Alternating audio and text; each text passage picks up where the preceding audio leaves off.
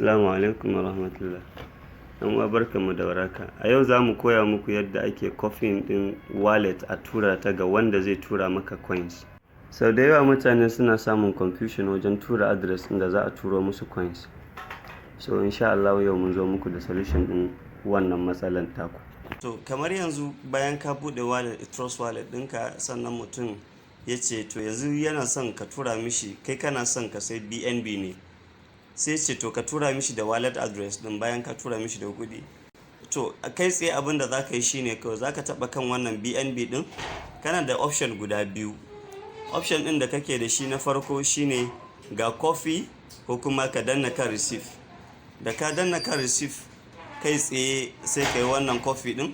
In kai ka tura masa shikenan ka tura masa wannan wallet address din tamkar bankin ka ne, ko kuma ka yi sharing dinta haka. In ka danna sharing kun gan shi zai nuna maka ka sharing dinta into different platform na social media don ka tura mishi a wani platform ya danganta da tsarin da kuke chatting da shi kai tsaye. Sannan kuma ka sani cewa wannan address din ba a kwafan shi da biro a ce za a ajiye shi, baya kwafuwa ba, don ka kwafe shi za ka yi kuskure.